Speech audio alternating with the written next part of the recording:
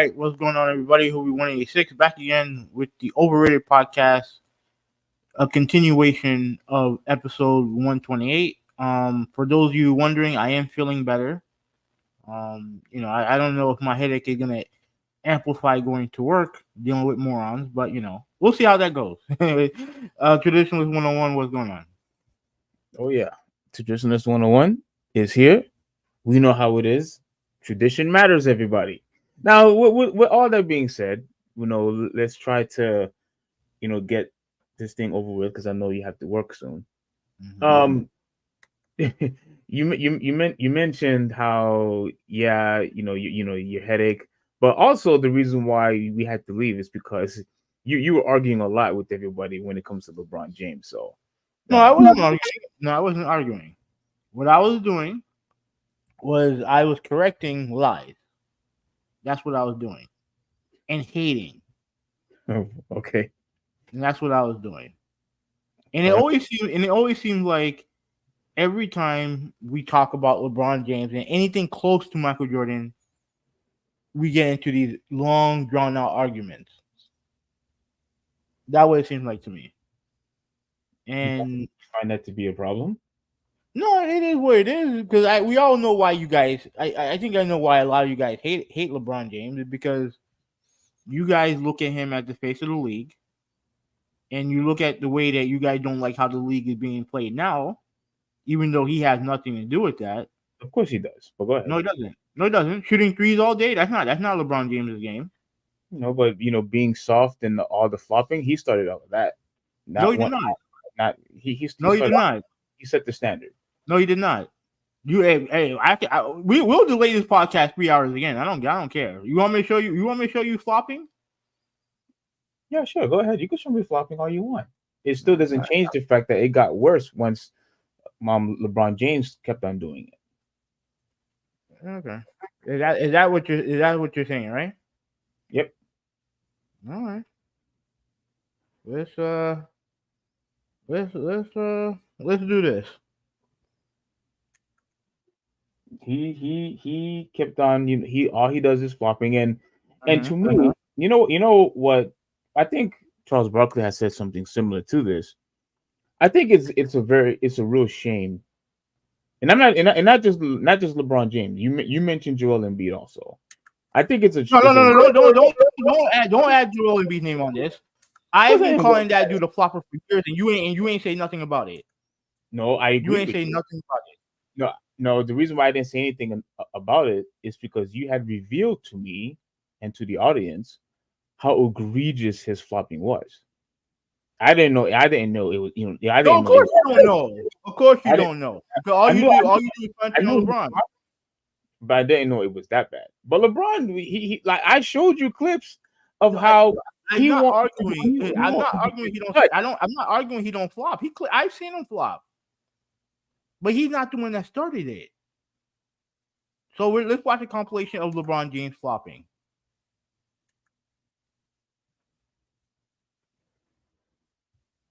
Oh my bad. This is James Harden flopping. And who was James Harden for a long time for you, Steve? What? James Harden. Who was he for the longest time for you? A great player. No. Yeah. Not just a great player. He was your favorite player. You made argument that he was the best player in the league at one point. I do not remember that. No, I remember that. No, I do not remember that. I didn't say no. I think you're talking about the tweet that I made is when the league had started all over again. I think when they had to 4 or 6 months. You watching this? Like you watching this? Yeah, I'm watching it. 4-6 month layoff. Look at wait, no, stop. Let's stop right there. Look at this. 4 to 6 month layoff. I said that he and Damian Lillard was the best player, for those 8 days. That when the league had started.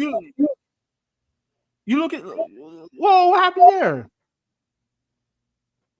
What happened there? Okay. Look at that. Oh my God, look at that. Oh my God.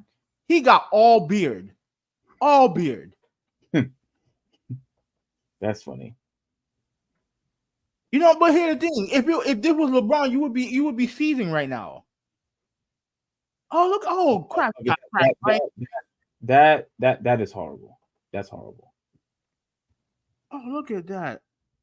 Oh, graphic. They should make this this would be rated M for mature. Look at that! Look at that! Tyson Chandler, shout out to that dude, man. Oh my god! Look at this! All right, well, what? Oh look at! Oh my god! Look at! Oh my god! That was so violent. Look at that! Okay, so what point are you trying to make here? Hold on. Let me actually get LeBron James flopping compilation. Hold on. Let me go get it. I already know what you're trying to do. What am I doing? You're gonna show Trey Young's flopping No. or Steph Curry's, No. Joel Embiid probably. Nope. All right, go ahead, do your thing. Do your thing. Do your thing. All right. So hold on. I'm about to get the video right now. Give me one moment. Yeah, take your time. Take your time. You're still not gonna win the argument, but take your time. Go ahead, do your thing. Anyways, shout out to. Let me give a couple shout outs. Nolan, how you doing, bro? Ruben, how you doing, bro? Malta, how you doing, man? How you doing? Yes, I am. I am better. I am feeling better. So I appreciate you looking out. Nolan with the shout out. Like, comment, subscribe. Absolutely. And he finished it off with Appreciate flop that. on it. Appreciate that, Nolan. Appreciate that, Nolan. Appreciate that. Yeah. Okay, so we're gonna watch LeBron James flop highlights. Let's go right now. All right. Just waiting for the intro. Shout out to whoever made this video.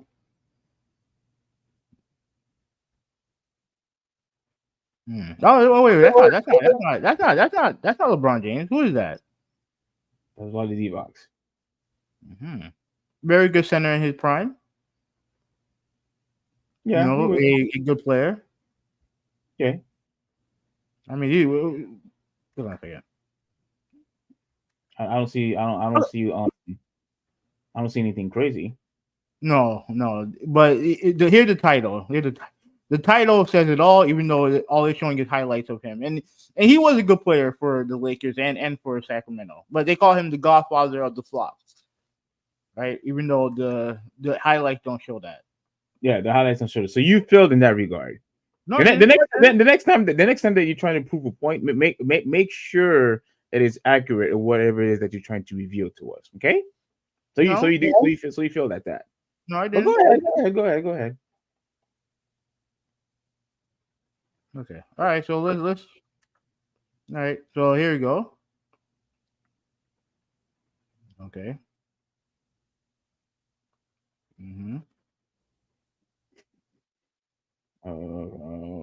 I'm trying to understand what.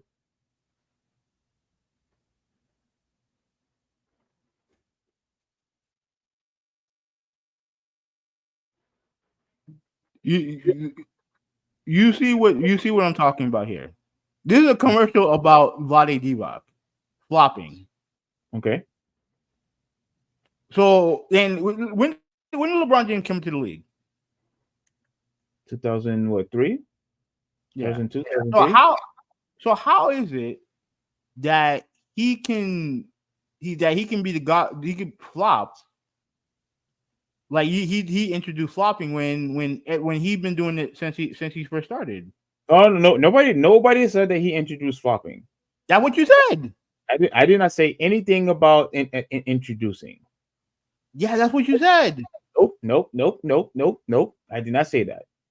I did not say he introduced flopping or he invents flopping. I didn't say any of that. I didn't say any of that. What I said was that he made it the standard. I didn't say anything about you can't no. You can't make it the standard if you didn't invent it in the first place, and you can't make it the standard. You can't make it the standard if you use it as a way to elevate your game, which is what James Harden actually did. let me ask you a question. Go ahead. When Vladi Divac was flopping, Hmm. when you didn't really show that much, but Oh, when he was flopping, when he was yeah. flopping, Mhm. yeah, when he was flopping, was the whole entire league flopping? Yeah. The whole entire so Yeah. wait, No, hold on. flopping been in the game Hold on. forever. So so the flopping that we, the flopping the oh yeah, Okay, now, I remember that okay, one. yeah, Kyle Lowry. Now he did get hit in the face, right? But then this is over dramatic. They're That was acting. over. That's all they're doing is just over exaggerating, and it just makes the whole entire league look sloppy. Look sloppy. But the thing is, this has been the case for years. No, no, no, no. It was never this bad back when Vladi Divac was doing it. He's the one that he's one of the guys who introduced it to the league. You see what you do. You see what you do. You just gloss over that, and Over I what? call Over what? it gotten so bad that they had to create rules for people to punish people who decide to flop. They had rules back then. Okay, sure they did. Sure they did, Hoovy. They did. Okay. I Okay. remember. Okay, Hoovy. just go ahead and keep making stuff up. And anyway, let me continue on. We have never seen this type of consistency when it comes to flopping since the beginning when even we was watching basketball. It was never this bad. Where you would see flopping game after game after game after game after game, to where it just made it sloppy. It just made it unwatchable because it seems like somebody was flopping almost in every play. It was nowhere near like that in the 80s and the 90s, especially how physical they were, how extremely physical they were. Like you didn't see that kind of this type of flopping now, like you saw it back then. Come on, Hoovy, like do better, do better. If you are truly going to make a claim that the flopping Let back me- then, let me finish. If you are truly going to make a claim that the flopping back then was exactly the same how it is now, clearly you haven't been watching that much basketball back then. The National Basketball Association added a rule in 1997. 1997. To cut down on flopping in the key paint near the basket, adding a 4-foot restricted arc around the center of the basket to help prevent flops. Such flops are charging as blocking fouls or no calls, or goaltending if done above the rim. In 2002, 2012, 2013, the league began fining guilty players. So do not tell me that I'm making this up. Okay? 1997 that happened. 1997. And when that the Not one not 2000, not 2027, not 2017, not 2027. 2007, Did you say 2027? 1997. Yeah, yeah, yeah. 1997.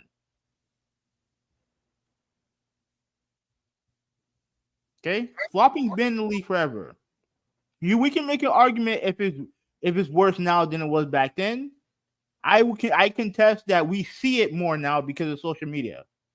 Anytime a guy flops, we see it on social media. Wait, what? Are you Yeah, serious? yeah. Are you kidding? So what about during the game? What do you mean during the game? What are you talking about? What about during the game? What about during the game? Don't you aren't if you were watching the game, aren't you going to eventually see somebody flopping? We don't need social media to identify who's flopping in the league. No, but here's the thing. There's a lot. The games are social media is obviously it's a bigger deal now than ever. Like we didn't have social media back then. Okay, but didn't you just say that they had commercials because a commercial mocking Vladi Divac for his flopping? Yeah. You didn't need like I said, you didn't need social media to identify who was the flopper in the league. But I guarantee you he wasn't the only one. That's what I'm saying. I guarantee you he wasn't the only one. Nah, what we seeing now is a complete joke than what we saw back then. Now Again, it's just far worse than what we have seen in the 80s and the 90s. Far we worse. can argue that point, but the thing is that flopping been in the league for a long time. And LeBron James didn't invent it. He didn't exacerbate it. I would argue he doesn't even profit from it more than anyone else. The person who profits from it more than anyone else was James Harden. And LeBron. It's James Harden. Easy. And LeBron. No, it's James Harden. Easy. And I'll tell you why. Hold on. I'll let you talk, but let me explain. Right? Not only does he fall down after every three, especially back in his heyday, he would do these stupid carry where he'll go to the ball, he'll take the ball, drive to the paint, he'll do the carry move, and then he'll flop his hands wide up in the air, exacerbating contact. In his prime, his entire game was tricking the referees. LeBron James didn't have to do that. He doesn't have to do that. He did do that, but he did. He doesn't have to. He didn't have to. Okay, but he did. But and you're telling me with a straight face that he's worse at it than James Harden. Look, when you have a guy who is 6'9", who everyone's calling like he's what did they call him? What was his nickname? Not the king. What was it? Not locomotive. Not the Yeah, they'll say, oh, look at the locomotive. Coming down. He's gonna dunk the ball. Oh, look at this. Look at the size of this guy. Blah blah blah blah blah. But yet he's over here flopping. Yeah, it's embarrassing to watch. The same thing with Joel Embiid. It's embarrassing to watch. But you don't have the same hatred for Joel Embiid than you do for LeBron James. You don't. LeBron James, the face of the league. And he's also 100 pounds less than Joel Embiid, and probably like 3-4 inches shorter.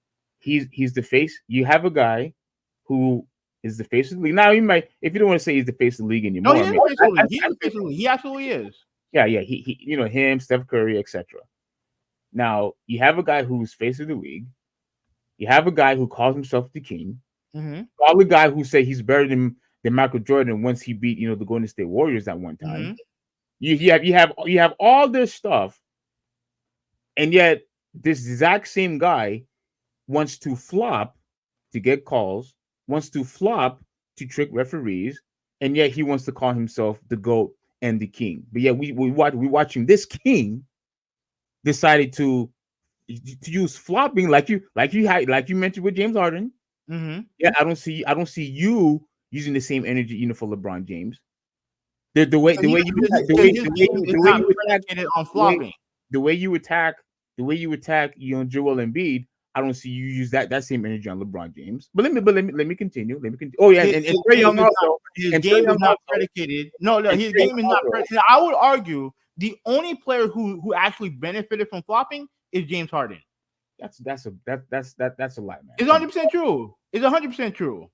I'm not saying he's not a great player, but he in his heyday he benefited from flopping. His main goal was to trick the referees. That was his main goal. And even though Joel Embiid flops like a fish when he shouldn't do it, I've seen him dominate without flopping. I've seen LeBron James do the same thing. I've seen Trae Young do the same thing. They can play their game without having resort to tricking the referees. James Harden didn't do that. Yeah, he did. Come on. No, he didn't. No, he didn't. Every time he shot a three, he fell to the floor. CP3 does the same thing. Steph Curry does the same thing. Everybody flops. Everybody flops. Same thing.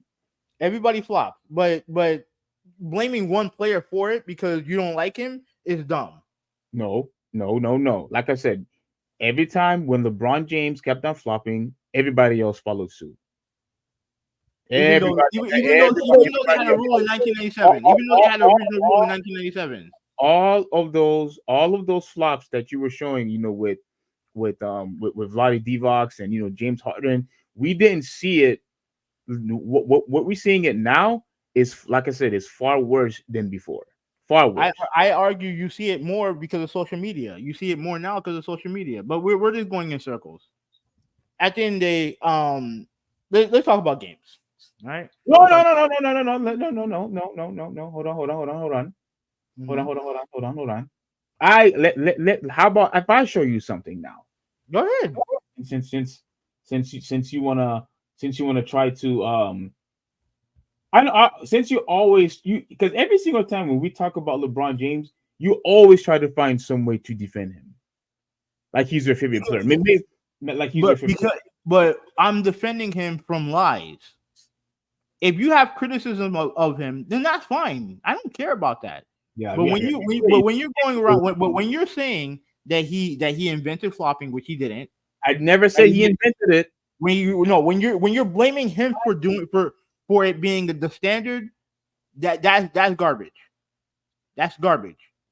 Because again, if flopping wasn't serious, they would not have created the rule in 1997. They wouldn't. If it wasn't an issue. Are you frozen? Huh? No, you're not frozen. Okay, I thought you were frozen. Okay. Now, but yeah, they would not have created the rule in 1997 if it wasn't an issue. Are you watching? Yeah. Oh, so do you remember? Do you remember this? Oh yeah, I remember that. Didn't this happen in the playoffs? Happen now? Mm-hmm. Oh, playoffs. Okay, he did this in the playoffs. Okay. Yeah, I seen him flopping. He flopped him, and there was a series in this wasn't it. There was a series in Miami, I think it was Miami and New York, where he got bumped into by I think it was Tyson Chandler, and he hijacked his way to the floor. It was kind of like when he got hit back, and then he whiplashed himself onto the floor. Oh, when Tyson Chandler, I think did like a screen. I think it was like a back screen or something like that. Yeah. Yeah, but yeah, please, like you see, look at, oh my god, it wasn't even touch. You see, I don't see you having the same energy when it comes to LeBron James and his flopping. I don't. Because everybody flops. That's my point. But he doesn't need flopping to score to be a great player. He doesn't. Nobody said that. And I think that James Harden is the only player in league history that has actively benefited from flopping. Look at this. Yeah, I agree. It's an awful flop. Yeah, absolutely, I agree. Get Gooder at basketball. Yeah, shout out to you, dude. Shout out to you. You did a great job, compiling all of this stuff. I agree. This is all flops. I agree with this. And I'm sorry, this is an and the worst part about this, he flopped against his own play. He flopped against his own teammate. Oh, yeah, this is what I remember. With Tyson Chandler, yeah. Yeah.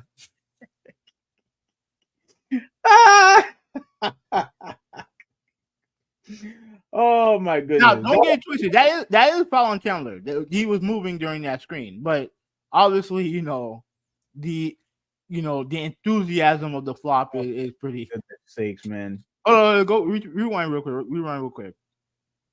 Okay, all right. So you have that. It is a foul on Chandler though. Okay, he did lean into the charge. This one's funny because it looked like he avoided his teammate before falling down. Okay, wait, go. All right, now I'm gonna fall down. Again, I'm not arguing that he flopped. He clearly flops. Look at that. He clearly flops, but I maintain that the only player in NBA history that has actively used flopping to become a great player was James Harden. I don't think James Harden needed to flop to become great. I don't think he needed to, but he did. No, he was already great, even with or without the flopping. He was great. But his game predicated on flopping. Yeah, his game was predicated on flopping, and that's not fun. That's not fun to watch. At least with the highlights that I showed before, with all the flopping, at least that's funny. I find that funny. Wait, the one James Harden did? No. I'm talking about all the other ones. Those are funny. The stuff with him, trying to trick the referee, that's not funny. That's not entertaining basketball, in my opinion. seeing him go to the free throw line like 20, 25 times. Like that's not fun to watch. But So let me again, go ahead. Go ahead. Go ahead. no, but like to me, it just feel like you guys just blame LeBron James for everything wrong with the league, and it's not. And it's not him. It's not him at all. Like I said, I think it has once LeBron James started doing it in a consistent basis. I think that's when it really got worse. When everybody else really started doing it like crazy. Because I don't because when James Harden was in Houston and he was flopping. Now I'm not saying that because you're right. There was flopping before and after James Harden. Now I don't agree that it's the same like it is now. Back in the day, I think it was only a few people that was doing it back in the day, but now it was just so bad that you had to clean it up. You know what I'm saying? Like I you had agree. I agree. I agree. They had to clean it up, but they didn't clean it. I don't think they don't take it seriously. I don't think they take it seriously because, like, if that's the case, guys should get not only should flopping be reviewable, but they should get a technical foul and they should get a fine. They should get a fine and a technical foul. I think the fine should I think the fine should increase every time that there's a continuation of them doing a flop. I agree. Okay. But to me, the way that it stops is if it's penalized in game. Because in the NHL, they punish flopping. If they feel like you went down too easy or you embellish contact, you're in the penalty box. It's a penalty.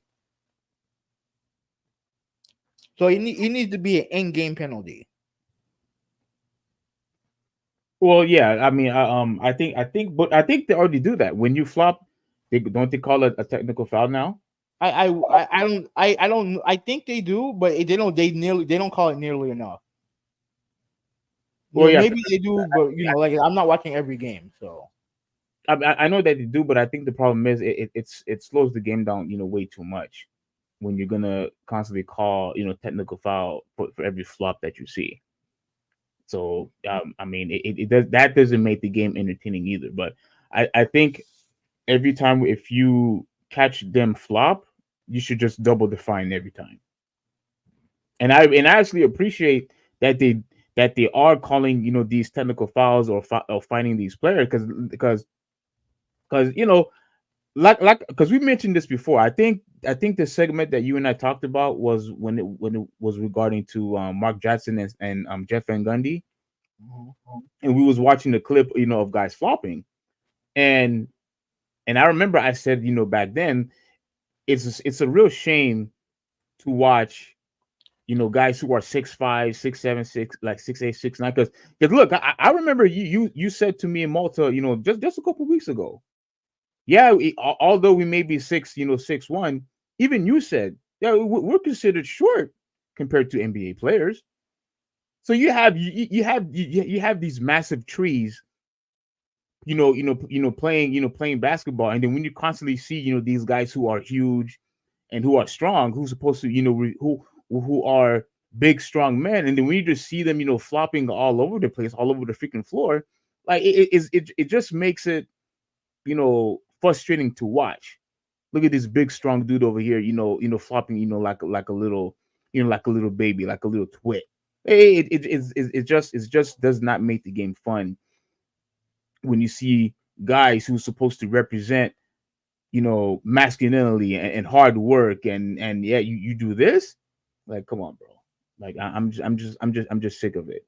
Now again, James Harden, he did flop a lot, but let's keep that same energy for everybody else. With LeBron James, with Trae Young, Joel Embiid, etc. Marcus Smart, yeah, he flops a lot too. I forgot about him. He flops a lot too. So we should the consistency should be that you should get fined and that it needs a constant cleanup, with this flopping. This flop must stop. okay. I didn't. It didn't need to be too overly dramatic, but to me, I think blaming one player for the whole thing is dumb, and I think it's only done because you guys hate that player. But we can move on. I needed that to rev my engines up a little bit. So I'm loose. I'm ready. Let's talk. Did it work? Yeah, I did. You feel good now, huh? I'm feeling better. I'm Yeah, feeling better. you feel good. Yeah, you feel good. I'm glad. I'm glad that made you feel better. Now, can we go to the main topics now? You Yeah, know, go but ahead. actually, maybe I'll thank you for this because now that I'm making more videos, I guess I'll just make a video of us arguing about LeBron James again. So thank you for the extra video, Who Be 186. And also, let me say this. I will try to get the timestamps. Going for both videos. Like I said, I'm going to be at work, so it depends. It definitely depends on how busy we are. But if I have time, I'll listen to the podcast again. I'll get the timestamps in, and we'll be good to go. You the timestamps that you put in, are you just doing it like per topic? Yeah, pretty much. I listen to the podcast. Once we move on to the next topic, I write down a note as to what time we move on, and then once that's done, I copy and paste. Put the timestamps in, and then we're good to go. Oh, okay. Yeah, yeah. So I'll definitely give you a shout out, for that. I have noticed that you've been consistent, with the, with the timestamps. Like I've been seeing a consistency of you doing that. So Yeah, yeah, it's just part of making the podcast look better. You know what I mean? oh yeah, Make it absolutely. easier. Make it easier for the viewers to listen to a section of the podcast that they want to listen to. So Oh, yeah, hold on, wait. So now you actually care about what our viewers watch. Like if they I've want always to, cared. I've always cared. that's not true because you always now I don't want to get sidetracked, but you didn't like the fact that our viewers wanted us to organize, the topics, like get either all the games out of the way first and then talk about sports instead of mismatching. Like, and you said no, you don't care about that. You want to do it, do what you want to do it. No, But I'm the one that is trying to organize the podcast. So I'm going to organize the podcast the way I see fit. It's just that simple. But that doesn't mean that if I put the times, the reason why I'm so hell bent on the timestamps is Mhm. so that people can go to the topic that they want to listen to. Yeah, And that's why, and part of the reason why I wanted to do that is because of the videos that you were making. is I do want to do that, but I'm not going to change the structure of the podcast. I'm not doing that. you said because of the videos that I'm making makes Yeah, you. where you're highlighting individual topics and Mhm. making them into a separate video. I think that's a good thing. And Yeah, I figured it would be easier for you and easier for everyone else if I put the timestamps on there. And I've been sorely lacking in that before our hiatus. yeah. Yeah, so that's why I wanted to focus more on that. So Okay. yeah. So Cool. all right, Cool. let's Cool. go to the first topic. 'Cause I do have some things to say. Um, I have some things to say. Yeah, I got plenty to say. So let me just share the the article now, and this is just crazy. I hope you could see it. Yeah, I got it. You got it? Mm-hmm. Okay. So as you can see, it says PlayStation cancels multiple games amid massive. Now this is not a little. This is not a little massive job cuts. So I'm gonna read a couple of things, and then I have so much to say about this. So this morning Sony revealed, well, not this morning, but this was a couple of days old now. Sony revealed that it's adding to the ever-growing pile of industry layoffs. In the official post, And you company did, announced, and just to make sure, you did mention that EA. You said the EA went through layoffs also, right? yeah, I have that article too. Like I'll share that in a minute. Yeah. Yeah, I'll Yeah. share that. All right, go ahead, continue. Yeah. So what was I? Initiated reduction in the workforce. These cuts will impact a variety of PlayStation first-party studios, including Insomniac Games, Gorilla, Naughty Dog, Fire Sprite, and more, with the biggest cut hitting PlayStation London studio. Now I heard in London studio they had the most. Like that was just Yeah, they got close. yeah, I think they're closed 100%, like completely, right? Yeah, they're done. And Oof. the funny thing is the Jim Ryan, who's kind of like he's on his way out. He visited the studio a couple days before it closed down. I was like, dude, what? He was visiting all the developers there, and just a few days later, they all get fired. Yeah, They all lose their jobs. Well, what was that for? I don't What was know. that for? Like you what wait, what were you are you mocking them? Like who hears about, oh, let me go and visit you guys. Oh, just so you all know, you guys are going to lose your jobs. I don't get it. But anyway, I think he retired already, didn't he? Yeah, he's on his way out. Yeah. In total, Jim Ryan, president and CEO of Sony Interactive Entertainment, estimated that the layoffs will affect around 900 people, or 8% of the current workforce. The multiple games are being canceled as a result. Like I had already knew, like before I read. I'm telling you right now. Before I even read any article, like once I saw the headline, I immediately said to myself, okay, clearly there's going to be a lot of games that either are going to get delayed or canceled because of this. And we have already complained, especially me, how we have constantly been seeing less variety of games, less options to play whatever games that we want to play. Because again, you and I have always embraced the fact that we had options. We love the Sony brand because they had more options of to choose from. We don't have that anymore. Yes, the games are still impressive, at least some of them are, but the fact that now you don't have options to play this game or that game, or see a nice variety or diversity of games, it's just sad. People complain about certain games that franchises have that they don't utilize, and they're all guilty of that. Sony, Nintendo, and Microsoft is guilty of that. And now, with this whole layoff stuff, more games are going to get canceled and delayed. Forget about being delayed. Obviously, more games are going to get canceled, which pisses me off. Let me continue. We had to step back, look at our business hospitality, Well, and move forward. Oh, thanks. Focusing on the long-term sustainability of the company and delivering the best experience possible for our community by firing people. All right, let me continue. Ryan wrote in an email shared with Sony employees and posted on the Sony Interactive Entertainment website.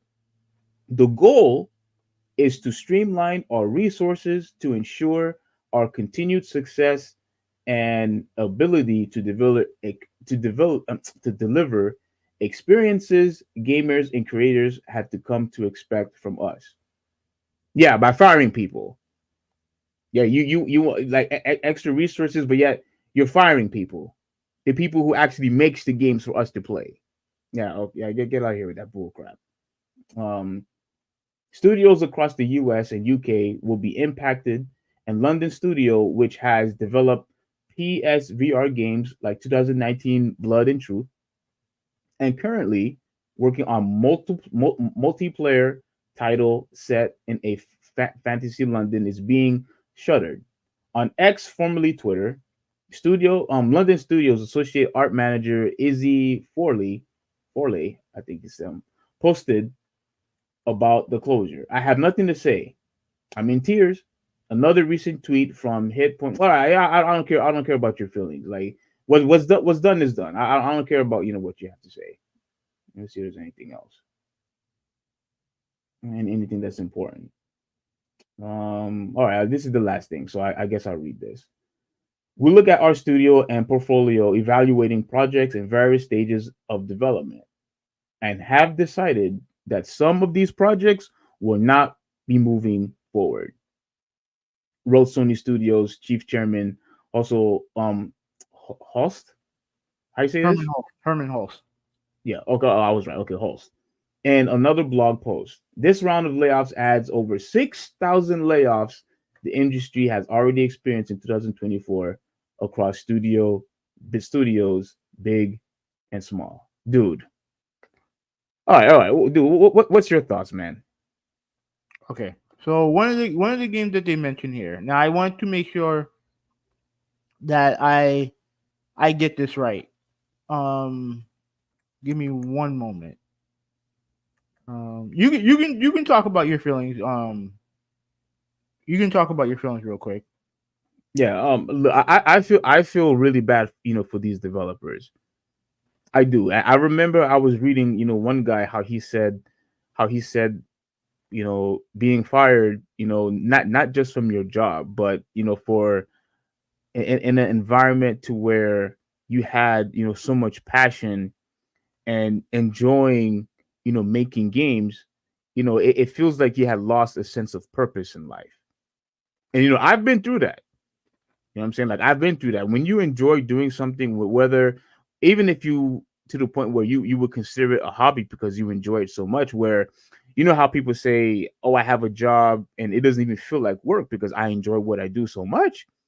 And then once that is taken away from you, you feel like you just lost your purpose in life because you just have a joyful, great, type of feeling, great self-esteem because you are enjoying what you do for a living. And now that has been taken away for all of these people. Like that's a massive number. 6,000 people. That's a massive number. And I'll get to EA in a minute. But this has also happened with Microsoft Gaming division. I think they had like over 500 people that got laid off. And I think there was one company I think called Unity, like over 1,000 people got laid off. And I'm not gonna try to go and make a separate topic or anything like that. But dude, even in the tech, like all the other tech industries, you have Twitch, 500 people, Discord, 170 people. Like what the hell is going on here? You're having all of these game developers, these gaming studios are laying off people. You have all of these, stream services laying off people. Like what the hell is going on? Like how in the world this is all happening at the exact same time? Like I think I have the answer for it, but I want to see what you have to show first before I answer that. Did you Okay. find what you wanted to show? Yeah, I think I did. Okay. Uh, okay. Let me let me go here. Let me go to.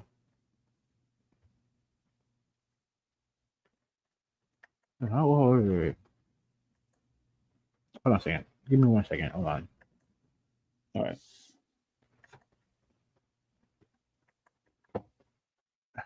All right, stop sharing. I gotta reshare it. All right. Go ahead. I think that's stupid. Okay, so one of the games that they mentioned in the article that you read was Blood and Truth. It's a game. It's a VR game that was by made by London Studios, right? The studio that they just closed. Yeah. Now, remember in 2000, like around 2018, 19, Sony had the PlayStation VR, right? The original PlayStation VR, Hmm. right? So that was on for a little bit. Then when you move on to PS5, it's not compatible, so you can't use the PS4 VR on PS5, which one L number one. But also they create the new VR, and not all the games are back. It has no backward compatibility, right? Wow. Now, here's the thing. Now you know what my stance on backward compatibility is when it comes to actual consoles, Hmm. right? But when you have something niche like a VR, like like let's say Nintendo made instead of making a Wii U, they made like a Wii 2, right? where they're using a lot of the same nunchuck controls. If there's a specific way that you have to play a game and you're making a second iteration of that same device, it needs to have backwards compatibility. The reason why is so that you can because if you have something niche, that means that there's a select few games that's gonna be on your console. You're gonna have a select few games on your console. Yeah. Unlike unlike traditional consoles, you know that console is gonna get games in the future. Is gonna have third party support. There's no guaranteed third party support with VR, at least on a granular scale. There's no guaranteed VR. There's no guaranteed VR support for it. So when you create a device that you move on from after what 2-3 years and create a new one with the same iteration, it's obviously better technology, Yeah. but similar play style or whatnot. It should have been backward compatible from the jump. And the fact that it wasn't showed me that this was a fail. Now, what did this have to do with Sony? Um, you now first I do think a lot of the job cuts was due to kind of like them streamlining development, right? Because I think this is a correction for what happened during COVID. I think they hired too many people during COVID, and I think a lot of them, I think a lot of studios are now having their employees go to work, actually go to actual work. So and some employees may not want to do that. Some people may not want to do that, but I do think a lot of this is streamlining. But what annoys me about what they did is that you waste my fucking time with a product that I don't give a shit about. The whole year, I'm saying, oh, where's this game? Where's that game? I don't give a shit about VR. I don't want this VR stuff. Yeah. There. And not only did you shove it down our throats. Now the system dried up.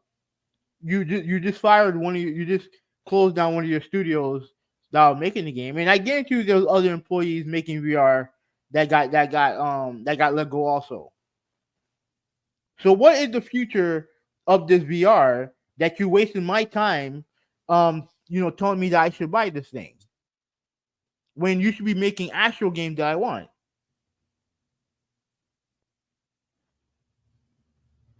You know what That's I mean? yeah. I'm sitting here. I'm looking at these fucking games. I'm like, I don't want to play this. I don't want this. And yet we have this. You don't support it, because no one's buying, and now you're just gonna you're slowly killing it. And frankly, they did the same thing with the Vita. They did the same thing with it, like the iToy. They everything that's not the core gaming experience. They don't know shit what they're doing.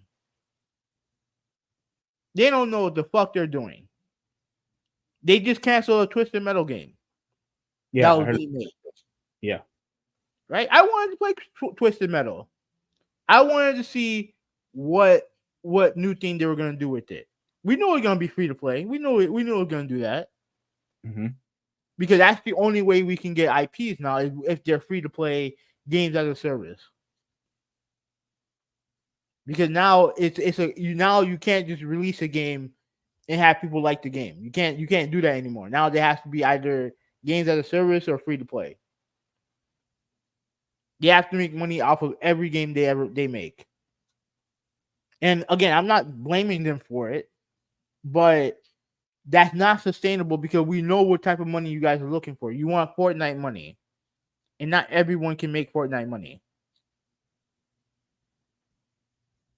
In a day and age where streamers, where people stream games and all the other stuff, I would like to have seen like actual games that I enjoy, be made.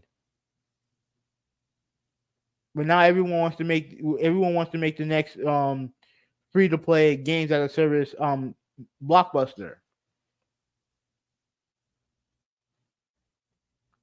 And like I said, I don't know what this is gonna lead to.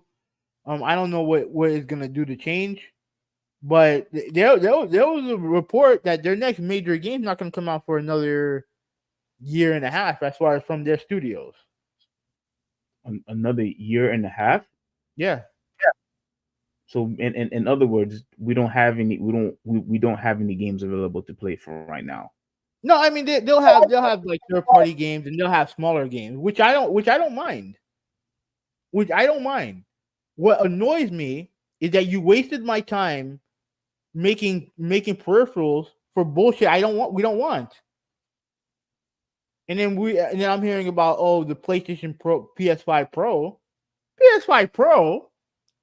You Oh haven't yeah. even reached you haven't even reached the potential of the PS5. What are we making a Pro for? I haven't played a game that I was like, oh my god, this game looks, next level. I haven't seen that game yet. There've been games that look good.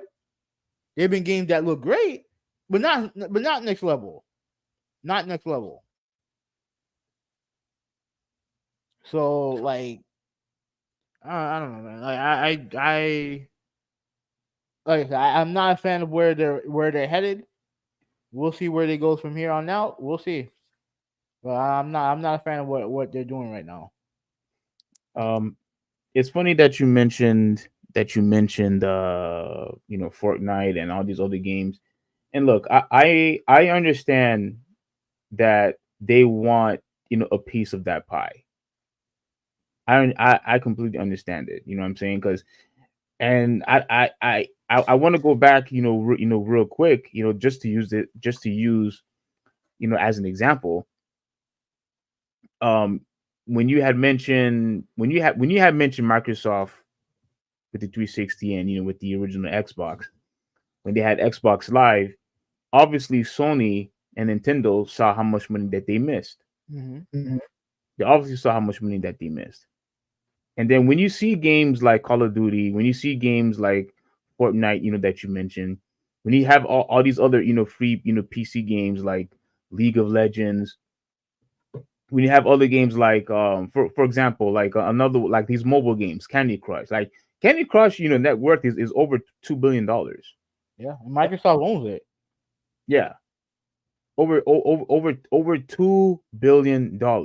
You have all these mobile games that cost so that they're making so much money, and I understand that the gaming industry, even if it's the gaming industry as a whole, wants a piece of that pie. We've seen them making mobile games now, even though those are games that I don't want. Like how you hear me and Seafrin, complain about the Final Fantasy games that they put on mobile. Some of the Capcom games, that's on mobile. Like I don't want to waste my time, playing those games. Yeah. I don't.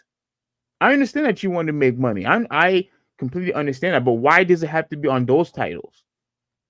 Why do you have to put a Final Fantasy game? If you want to make that kind of money, if you want to make Candy Crush money, you want to make Fortnite type of money, start a brand new franchise, make a brand new IP, put it on mobile, and see how it works. Don't take my Street Fighter games or take my Final Fantasy games and put it on mobile. That's not what I want. That's not what I want to play.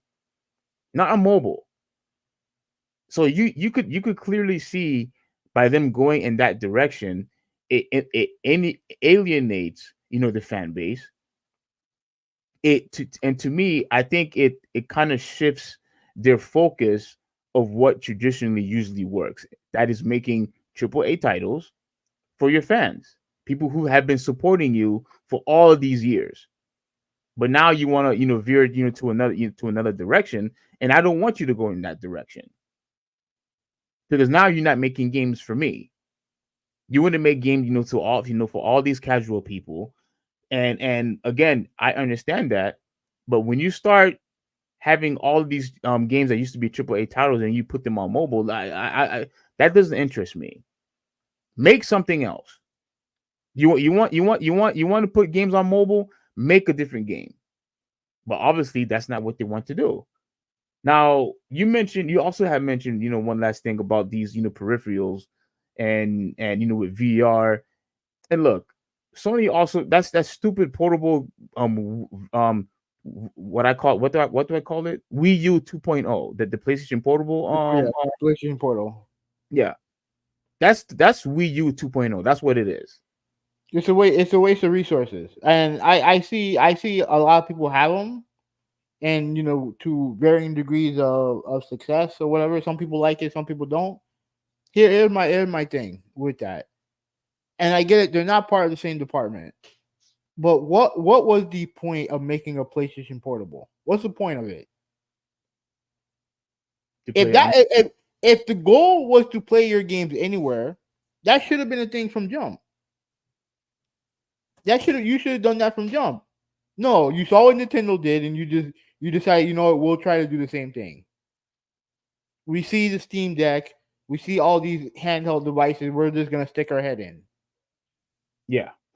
Like, to me, it's just dumb. It's a waste of money, and the people who unfortunately get punished for it are the employees, Yes. because you have higher ups who don't know what the fuck they're doing, who who think that all they want to do is chase trends instead of making something that's either original or something that's good.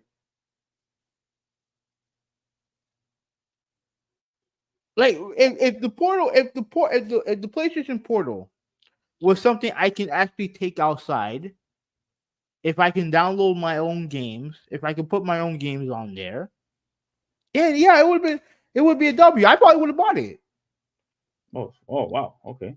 But now they're telling me I need to have this, which costs like what, $200, $300. I mean, I can't use my own fucking headphones on there, Bluetooth or wired. I can't use my own headphones, right? And and it's like, what are we doing here? But yet, because they make that dumb decision, because they greenlight game that that get canceled, because they try to do different things to try to appease a wider audience, and it fails miserably. The people who get punished is not the people who made the decision; is the people who made the game. And when you mentioned, the whole cell phone game, it made me remember Pro Evolution Soccer, right? I made a video about this a long time ago. Yeah. Um, up to this point, we only had two soccer games: FIFA and Pro Evo Soccer, whatever the fuck it's called, right? Now, I was a fan of Pro Evolution Soccer because I thought it was a better game. It looked better. I thought it played better. It's just that FIFA has the name recognition, and it has most of the licensed teams in the world, right? They're like everything in the English Premier League, blah, so on and so forth, Yeah. right? So they do a teaser trailer for Next Generation, right? They have Messi's on the cover, and Messi, looks next gen. It looks good. Everything looks good. I'm excited because I'm thinking, the series gotten a little bit stale, but maybe with them going Next Generation, they'll pump new life into it. Yeah.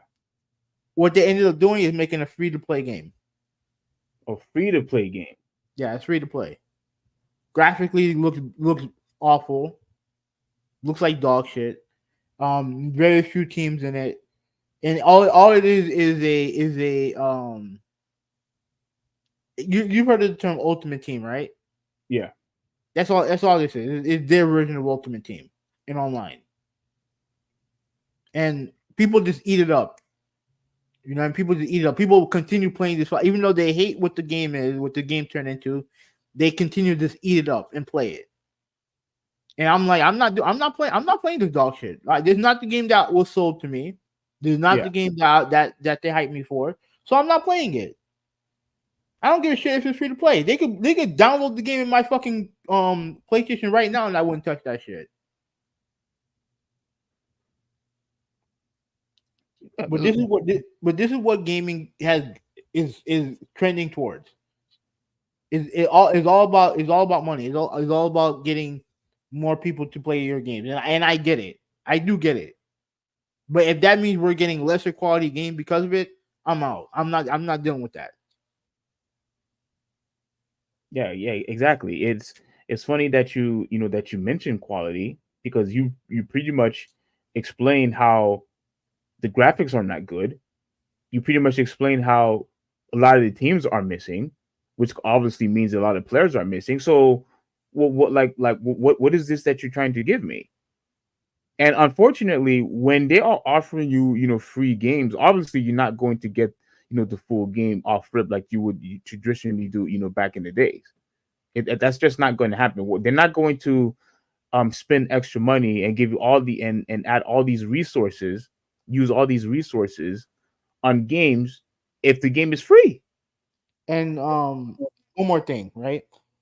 Regarding Pro Evolution Soccer, there are two modes that people are asking for: a Master League mode, which is a single player mode where you take over a team and you pretty much do the day to day operations of that team, Mm-hmm. and edit mode where you can, like, back then, if a team wasn't licensed, they'll have the players, but they won't have the team. It'll be like a random team. What you can do, and there's a community for it now, and I'm technically still part of this community. Yeah. People would create the correct jerseys of the team, and they'll put it in a file, and then all you gotta do is download the file, put it on a USB drive, stick it in there, and then you can transfer that file into the game. Both modes to this point are not in the game. Not in. And they've been promising this from day one. Serious? Yeah, not in the game. Yeah. They've been promising this since day Since one. Since day one, it's not in. So I'm like, fuck your game. Fuck Konami. I'm not touching your game. Do you think you but do you have any idea, like, just a quick hypothesis, or just a quick guess, do you have any idea why they removed that? Because they wanted the game to come out early, and they wanted to. They want to make it. They want to make money. They want to make money, and instead of making a yearly release game, because like you said, it's second fiddle to FIFA. Unfortunately, instead of competing, they decided to give up and go free to play. So whatever, it is what it is, man. Well, I wanted to share, this, real quick. I'm not gonna stay on it too long because I know we got to go to the next topic. Um, so we talked about Sony, and now obviously EA, Electronic Arts, is pretty much doing the exact same thing.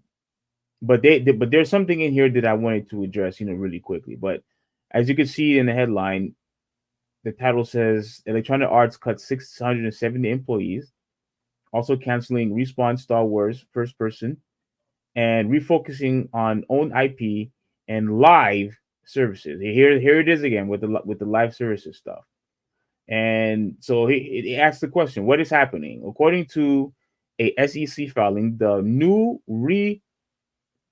structuring plan approved on February 27 will affect 5% of Electronic Arts workforce, or around 670 employees, 670 employees. In addition, the company will also review its portfolio and reduce its real estate footprint. All right, let's see. The main goal is to drive durable growth, which again doesn't make any sense, strong cash flow, and yes, of course, stockholder returns. Stockholder returns. Yeah, it's the people with the suits who you're trying to cater to. All right, let's continue. Electronic Arts expect to spend between 125 million to 165 million on the new stage of its business restructuring.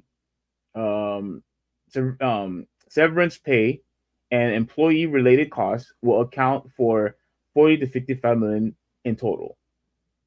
Let me see if there's anything else that was important. Okay, the second round of in layoffs past 12 months, as the company decided to lay off nearly 800 people. For goodness sakes, man! Last March, as part of its plan to cut costs in areas that don't contribute and contribute to its long-term growth strategy. So clearly, more games, just more and more games, and mind you, these are not. Most of these games, I can assure you, they're not like small games. These are triple A titles that they're canceling here. Um, Let me see. In June 2023, EA also split its business into two organizations, Entertainment and EA Sports, while also making some changes to its leadership. Now. Okay. Now this is what I want to say about EA. Well, not just EA, but the whole gaming industry as a whole. We're seeing Sony doing this. We're seeing Microsoft doing this. EA's doing this. I also heard that Ubisoft, have been making some changes. But the thing is, I can't go to every single one of these articles. The podcast would be too long. But here's what I want to say. I agree with you 100% that the gaming industry seems like they're going to a completely different direction now. It's no longer going to be about making triple A titles, for your fans. I am going to anticipate that we are going to be seeing more. Now, I hope I'm wrong about this, and if you disagree, let me know your thoughts. But I'm going to anticipate that we are going to see, obviously, more, online stuff, more services, and I'm anticipating that we're going to be having even more mobile games that you and I don't want, games that the hardcore gamers, do not want. That's what I'm going to. That's what I'm predicting. That's what I think. What's going to happen, and I also think what's going to happen. I think a part of it, the reason why there's so many layoffs, I think they want to add or implement more AI when it comes to developing these games. Now that's just pure speculation on my part. I don't have proof of this, but No, I I mean think they did it with Grand Theft Auto, the remaster, and that worked out so well. yeah. Yeah, I remember. Yeah, I remember. You even made a quick review. I remember that podcast. But I think I think that's going to be, they're trying to make AI the standard, and the only reason why I'm mentioning AI again, we have been seeing, and not just in the gaming industry, we've been seeing this in so many other industries as of late, to where AI, robots, etc. are taking over. And I believe that the gaming industry wants to implement more of that into their industry. And because of that, because again, we see this in restaurants. We for goodness sakes, we even seen this now in vehicles, and yet they're crashing everywhere. With those stupid Teslas crashing everywhere. But when it comes to the gaming industry, they want to implement more of that, which obviously means every single developer, all right, you're expendable now. You're expendable. And I have already said time and time again, I don't want them going in that direction. Not just because of not because I fear that they're no longer going to make games for me. It's not just that. But like I have mentioned in other industries, or in the comic book industry, when they want to implement AI in the comic book industry, all the other, like when it comes to the passion, the emotion, all of that stuff, goes away. All that stuff goes away. And that also compromises the quality of the game, of the comic, of movies, whatever, etc., etc. The writing, all of that stuff. We've seen the negative effect introducing AI into other industries already. And you just gave a prime example with Grand Theft Auto. It doesn't work. It doesn't work. Now, maybe it'll probably work in the long run, but who cares? I don't care about that. Let these people keep their jobs. But yet, no, you want to save money, and at the same time, you constantly want to mimic. You constantly want to mimic, all these other, video games like Fortnite, like we always like to say. And all that will do as a whole is alienate your fan base, give us less content, constant more microtransactions, constant downloadable nonsense that we have to experience the game in full, and the compromising of the quality of the game. That's what we're also going to be getting. because we've been getting pieces of each of those categories with all of these games. And games getting canceled, games getting delayed. Like look at all the negative effect that has been happening as of late with these stupid decisions that the gaming industry has been making. It's hurting the fan base. So I'm not happy who we win 86. I think this is a real shame, and I feel bad for all of these workers. I'm not just talking about Sony. I'm talking about everybody. I'm talking about Sony. I'm talking about EA. I'm talking about Microsoft. I'm talking about Ubisoft. I'm talking about Twitch, Discord, all of you guys. Shame on all of you for getting rid of all of those people. And the last thing I want to say as a positive, the last thing I want to say, I truly do hope that there will be an increase of the independent market. Meaning kind of like how we've been seeing more people starting to make their own comics in the comic book industry. I hope we start to see more of that in the video game industry. If you're going to get rid of all of these developers, I truly do hope that's at least some of them will get together and just start making their own games. That's dangerous because if the games don't sell and it's a high budget, then they're gonna close down. That's part of the problem. The gaming industry in general is very volatile because it's either it's a hit or it's not. And that really wasn't the case back when I started when I was gaming. Mm-hmm. Like like when it comes to Naughty Dog, their first game wasn't Uncharted. You know what I mean? It wasn't Crash. Wasn't it no, it wasn't even that. It was some random game called Way of the Warrior, and from what I heard, the game wasn't even that good. Oh. But in today's gaming market, if that's their first game and it flops, they're done.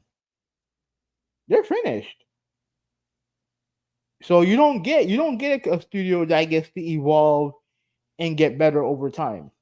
You don't get that anymore unless the game is a hit. Yeah. And I think part of the problem with the industry that is too much is either feast or famine. And if it's feast and the game is a game that I don't like, then you're gonna have a whole bunch of duplicates of a game that I don't like, and that's gonna suck. Yeah. So, yeah, fuck these corporate heads, man. Agreed. Yeah, let me read some comments. Brian's in the chat. What's going on, man? I know he had a lot to say, so let me read him. Yeah, and my apologies, guys. I know I know the feeling when you write a comment, you want to be acknowledged as quickly as possible. Yeah, my apologies, guys, especially you, Aladdin, because I see you have a lot. Yeah, it's all those failed woke movies costing them so many millions. Additionally, this studio didn't make anything really except Little Big Planet. They knew for a while they were on the chopping block. Oh, he's talking about Media Molecule, one of the most useless studios that Sony has in their library.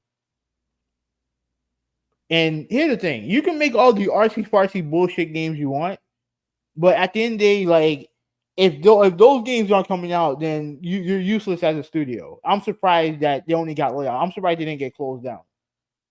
Yeah. And wait, and I like what you said earlier when you said it's all about it's all those failed woke movies costing them so many million. Like look. We've already talked how much saying how much crap Sony decision making has been as a label, all these additional stuff outside of gaming. They're just doing all these, like I don't care about your portable. I don't care about your VR. Although I can get a good experience with certain games like Resident Evil, for example, and perhaps racing games, but that's not enough for me to invest in your product. It's not enough, and you're just gonna constantly lose money because you're trying to shove this stuff down in people's throats, and then the people are telling you that's not what they want. And yet you continue to make the exact same mistake, and like how you said, Brian, yeah, I'm calling out the movie industry also. making all these woke movies. People are telling you to stop, and they're not, or otherwise you're not going to support your stuff, and yet you keep doing it. Stop acting stupid and actually listen to the people who actually wants to give you money. All right, let's go to the next one. They are streamlining. It's good business, but there's a lot of average in tech. I'm in the industry, and that it's much harder to get in and keep employment now. Continue. Um, let's go down. And that studios never really had a game with a large player base. Old or not, it's a smart move in my opinion. I feel like backward compatible messes up game PS4 development for them. Just makes the game less than it could be. The PS5 have been out for years. Time to upgrade. Your old system sucks. When it comes to regular console, I agree with you. But when it comes to VR, those games should be all every PlayStation VR game that came out on the PS4 version should already be playable on the PS5 version. Because you have because it's such a niche market that you need these games to be played. Remember, they're not like some people will play some of these games every day, but some people just use it as kind of like a party thing, or they use it as a they'll use it as kind of like when we go to what's that place called 10th Global Tavern. They have a PlayStation VR thing, so they'll use it for that. But if it's something that has a niche, playing either the way you play it is niche, it needs to be backwards compatible. That's why I said the Switch 2 needs to be backwards compatible. Because it's going to suck, and you're going to confuse the market if you if you release an upgrade to a tablet and it doesn't play the old games on the old tablet. You're just going to confuse a whole bunch of people. Yeah, You're going to piss off a whole bunch of people. So I get what you're saying, Brian. But when it comes to VR, I think it should have been backward compatible from jump. And I know he said this while I was talking about VR, so I do appreciate that.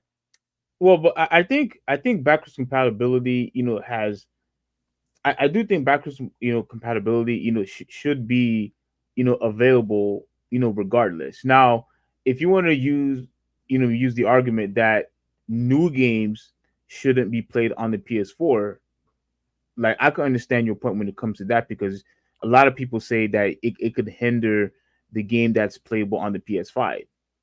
I could understand that. I could understand that point, but I still do believe that your current console should be able to play, the last gen console. But I do also agree with you when you mentioned that if you're going to make a game, for the PS5, but yeah, you're also going to make it for the PS4. If it's going to compromise, the same game on the PS5, then just don't make it for the PS4. Keep it on the PS5 and move on. The new Unreal Engine probably needs PS5 Pro to be released. I want that gun game. It looks super realistic. What gun game are you referring to? Let me know, Brian. Microsoft bought everyone and said they are stopping Xbox. They're just going to release games going forward. Yeah, that's where they're headed. Not every game can be is Helldivers, and I agree with him. I agree with him on that. I And agree.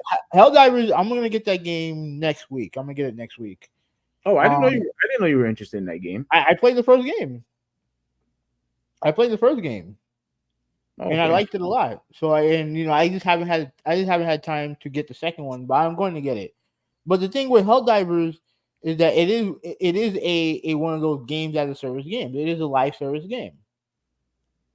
But because the game is good and that you can play with friends, it's a good game to make. But at the same time, here what Sony also did was dumb. They partner up with Square Enix for this game called Foam Stars, right? It's a Splatoon knockoff, and I've seen the gameplay. The gameplay looks like dog shit. It does. The game looks like absolute dog shit. What's the game called again? Foam Stars.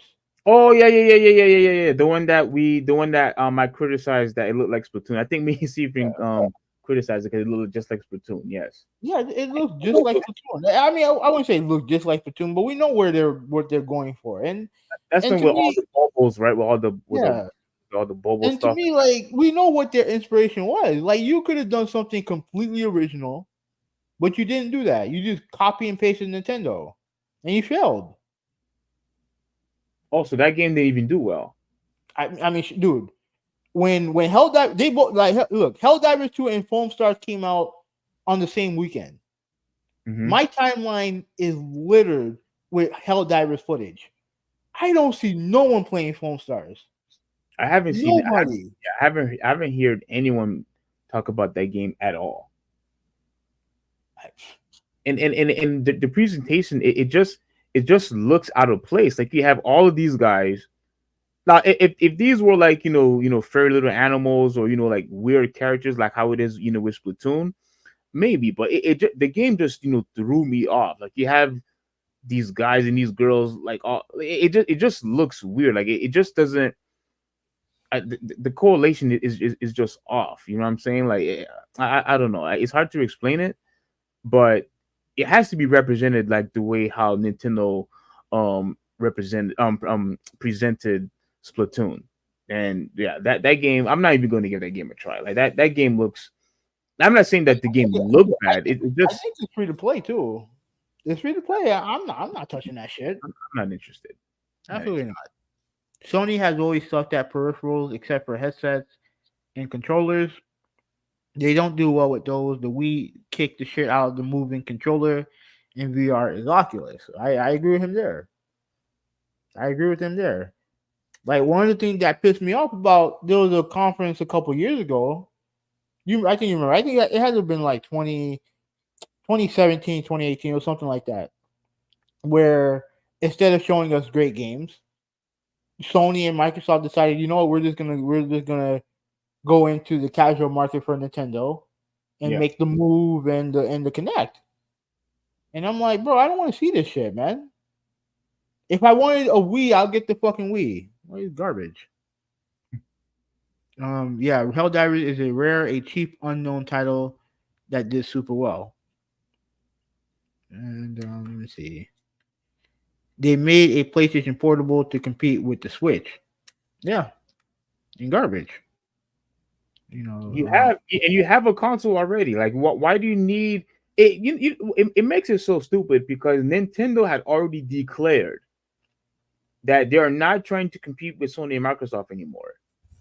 So why are you wasting your time and your resources trying to compete with them when they made it clear that they're not trying to compete with you guys anymore? They're different from you guys, which is why I do respect the fact because I remember you had always used the argument that you want Nintendo to just make a traditional console. Mm-hmm. But I do appreciate the fact that they want to be unique and be different, from their competitors, because at least it gives you the incentive to have multiple consoles because you have a different way of playing, and obviously you have exclusive games that's only available for that console anyway. So I have always didn't mind that they wanted to look different, play different, but as long as you have the option to play with a regular controller, I'm fine with that. But for Sony to once again trying to mimic Nintendo, they did it with the Move. It failed. Now at the very least, Connect had a run. They had a good run. The problem is that's also the reason why the Xbox is pretty much on life support. Xbox, as we know, is on life support. Yeah, and when they tried to force Connect into the Xbox One, and which made the console more expensive, they actually realized that that's not what people wanted. People didn't want that, and all the casuals that spend money on your 360, playing Connect, they didn't do the same thing, with your Xbox One. The same casuals that all played the Nintendo Wii, they didn't go and transfer to the Wii U. They did not. A lot of them they only played for maybe for a few months, maybe a year, maybe, and they stopped playing it. And the same thing happened to Connect, but Microsoft wouldn't let it go. They tried to shove it down your throats, and it failed miserably. So all this copying, of Nintendo, like they just need to stop. It's not going to work. Just make your games, make your traditional consoles, and focus on that. Stop focusing on what Nintendo is doing. All right, let's go. All right. Brian said that PSP was decent. Yeah, I agree. I agree. Ruben said that they made PSP to compete with DS, and I don't have a problem. I didn't have a problem with it. The problem that I had with the PSP was the WMD movies and the WMD in general. Well, what was? Why did you have a problem with the movies? I think it was a waste. It was a waste.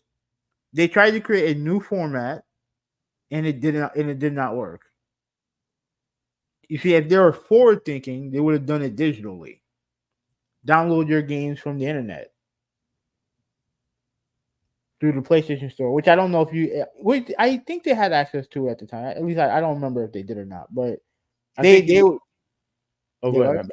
Go ahead, my bad. no, Go but ahead. they weren't forward thinking enough with the PSP. They weren't forward, No, and I get it. Like it also got hacked to oblivion. So so it is what no, it but is. I think if with the small disc that they had, they should, like you said, I don't think they should have included that with the movies. If the movies were just all digital, I think they would have. I don't think it would have been a problem, but that would have been too ahead of its time. I think for a device like that. Well, they should have been thinking ahead of time, in my opinion. Yeah, the headphone things fucked me up.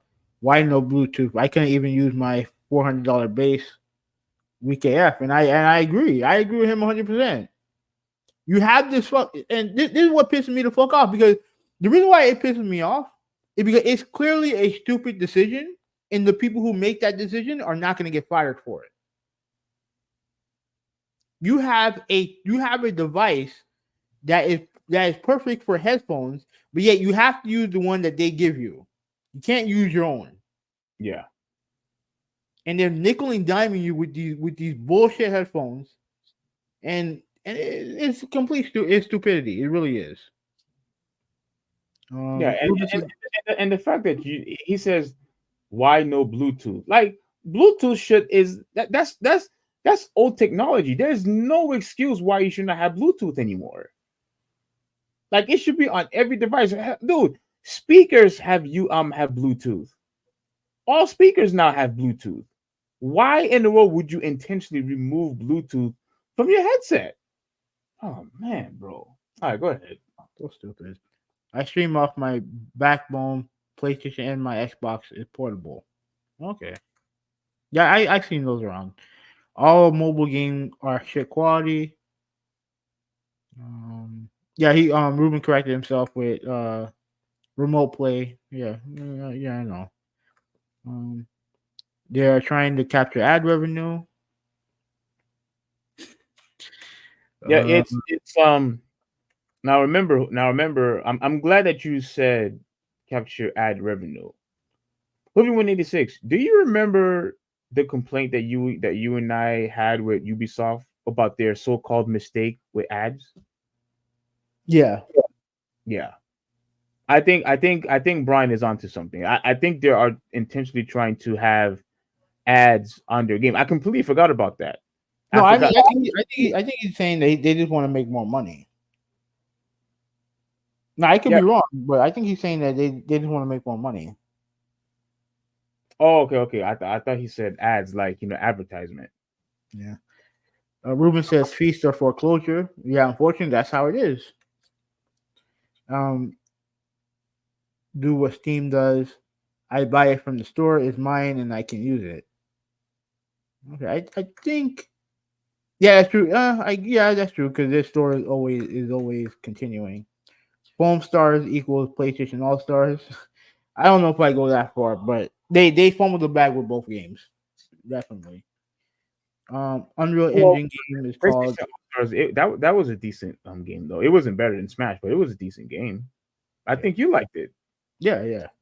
Yeah, it was a decent game. Now, obviously, they haven't no that I hear no plans of them making another one. No, I thought they would make one right they're now. not, they're not making another one. Yeah. Unreal Engine game is called Unrecord, I think. Okay, I'll see if I can look that up somewhere. You have UMD. You have a light paperweight. I agree. I agree. I think I might still have one UMD somewhere. But anyways, yeah, we can move on to the last topic. Mm-hmm. That's you. No, actually, no. Well, here's the thing. You start it, and then I'll finish it because you had the lawsuit, and I had the conclusion. Oh, when you said you was gonna take over, I didn't even bother. All right, I you can know have. it's fine. It's fine. I'll look it up. I'll look it up. Let me get the letter. Because okay, so the next topic we're talking about is regarding um Nintendo once again. Once again, trying to kill off another emulator. This one called Yuzu. Yeah. Now, okay, let me put this on there. Let me get the letter. Let me see if I can find the letter that they sent. Because if you get a chance, can you still look for the article? Yeah. Yeah.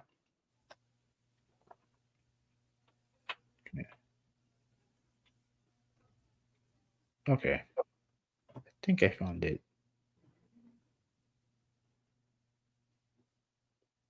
Let's see.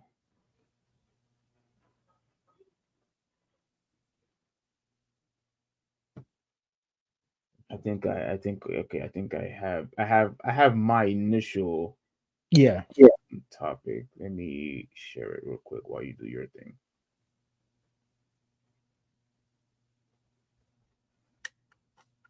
yeah. Share it when you get a chance, all right? Yeah, it's right here. Okay. Okay. So Nintendo sues emulator Yuzu for facilitating piracy at a colossal scale. Ah, man. All right. Yeah. This is just like, man. It's just more bad news after more bad news when it comes to the freaking gaming industry, man. Like, it's just it irritates me to the core. But it says here, if you've ever seen a Steam Deck playing a Legend of Zelda game, chances are you were seeing the Yuzu emulator at work. Now, Nintendo has sued the developers of Yuzu in U.S. federal court with the intent of squashing Yuzu for good. So they don't even want Yuzu to exist anymore. Nintendo doesn't even want them to exist. Like they want them to be completely shut down. In a lawsuit spotted by Stephen Tutolo, Nintendo alleges that Yuzu violates the anti-circumvention that anti-trafficking provision of the Digital Millennium Copyright Act (DMCA), as well as accusing the creators of copywriting infringement. It alleges that Yuzu is primarily designed to circumvent several layers of Nintendo Switch inscription so its users can play copyrighted Nintendo games.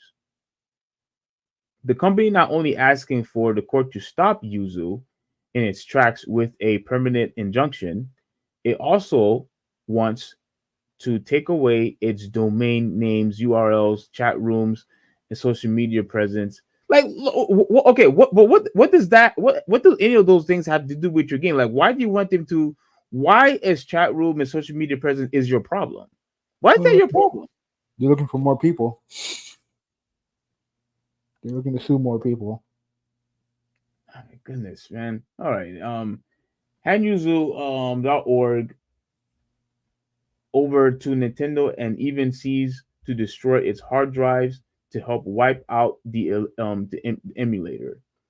Oh, and Nintendo wants lots of money and damages as well. Of course they do. Of course they do. Are emulators legal? Well, yes and no. While there's legal precedent that suggests it's okay to reverse engineer a console and develop an emulator that uses none of the company's source codes, those cases are roughly a quarter of a century old or more. Okay, so what they're saying is that if it's a real old game, Mhm. more than likely they're not going to mess with you. It seems that that's what they're saying here, if I'm interpreting it correctly. Yeah, that's true.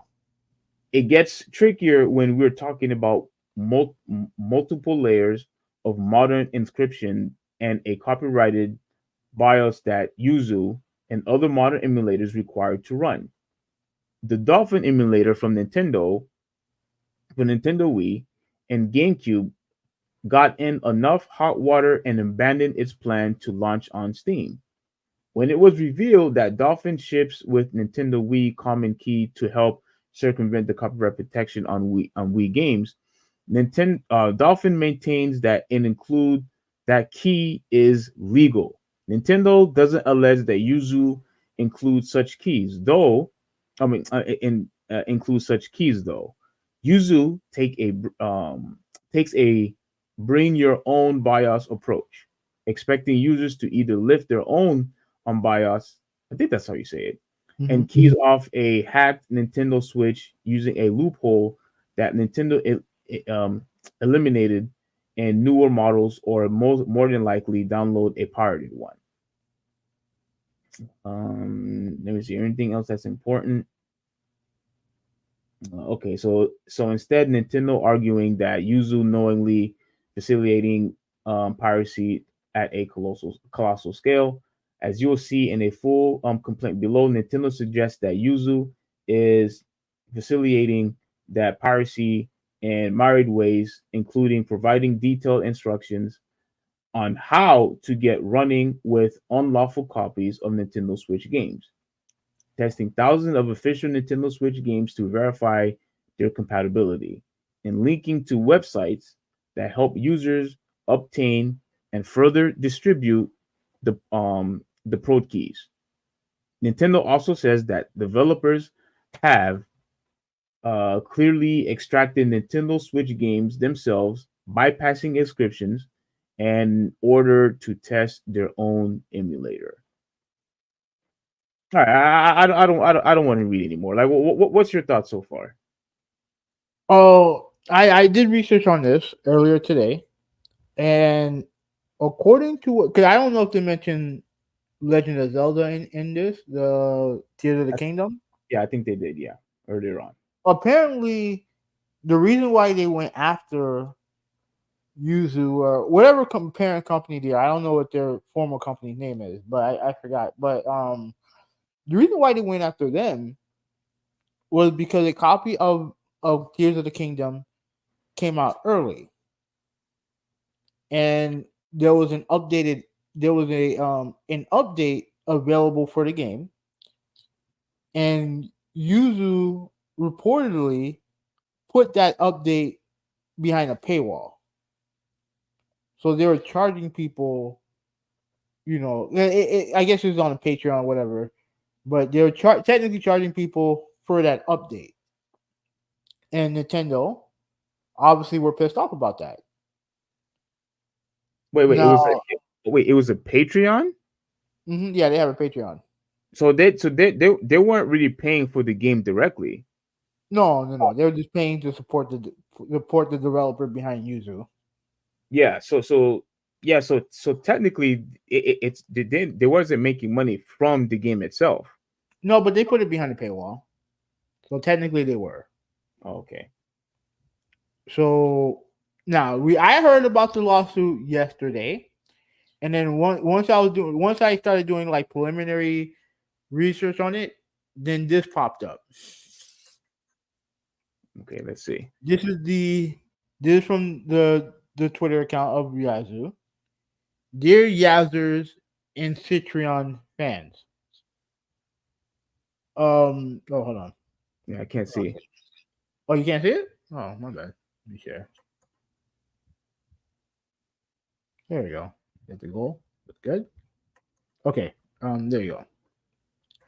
Dear Yazers and Citrion fan. I think that's how you pronounce it.